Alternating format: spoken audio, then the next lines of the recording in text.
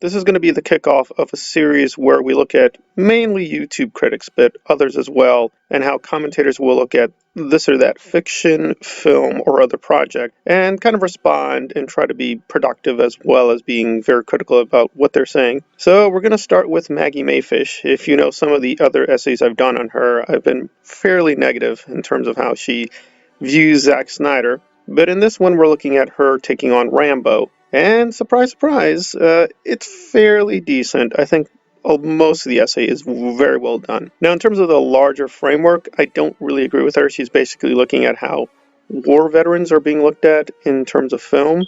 I think Rambo's a good case study, though I think she gets a couple of major things wrong. But let me say what she gets right, and I think that's very, very interesting and valuable. One is that there's this kind of right-wing myth that protesters were spitting at Vietnam War veterans, and she rightly notes this has been exhaustively looked at, and there's no basis for it. So that, I thought, was probably the strongest part of the essay. She's also correct that Rambo is usually put on the right, and that is correct. However, there are elements there that people skip over where Rambo is kind of like this symbolic representation of people who were not wanted or sort of like this the other in sort of American society. And he's just trying to figure out what's going on with his own life and is being assaulted and insulted by various other people for no reason. So he's kind of an interesting symbolic representation of what usually you find in left-wing films. I thought that was correct, and that was very well said. But then, of course, being Maggie Mae Fish, she gets a lot of things wrong, and she goes into these tangents about what she suspects they were up to with Rambo.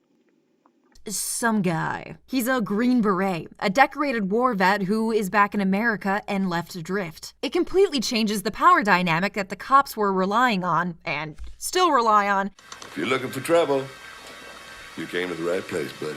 to cover up their own abuse and misuse of power. It points to the hypocrisy of a government that sends young people off to faraway countries to die in the name of freedom, but refuses to support those same veterans if they return home in a condition. Alright, so the basic cut here is that Rambo started off well, but then it became this kind of very cartoon series with Rambo being a complete outright fascist, just destroying and killing everything. He began with communists in the 1980s, but then he moved on to terrorists, and more recently, again, I guess, drug dealers?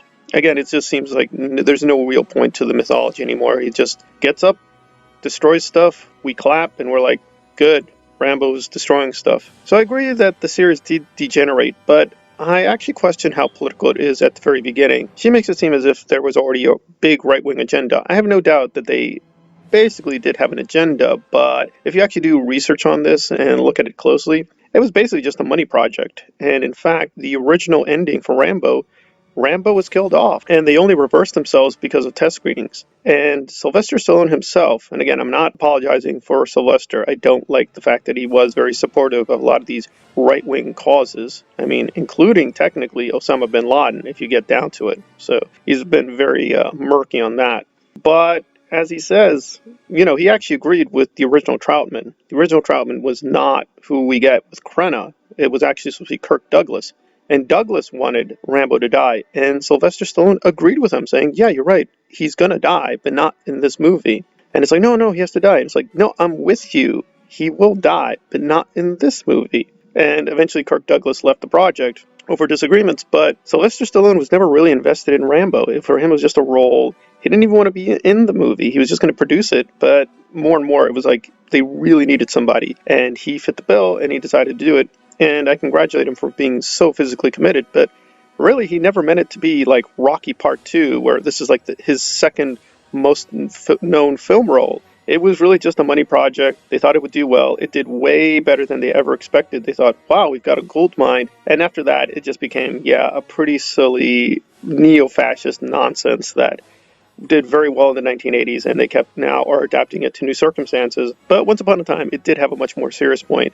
And she's very good in articulating its much more serious side at the very beginning, though I think she's being a little too generous as to what they're being up to. And also, I think she's seeing a lot much more of a political point where, to me, it really was, at the end of the day, just very much a capitalist product. But you'd have to give the producers a lot of credit because nobody wanted to make it when they were doing it. So it is relatively we wouldn't want to call it a rebellious product, but it was a kind of independent movie when it began, a much more serious and somber point that we're making about what Rambo symbolized. So it is an interesting movie. I do think, though, it's still very disturbing on many levels, because even if it is mostly about commerce, it does do, I think, a lot of damage in terms of understanding what the war meant and just what war is in general. But that's my opinionation.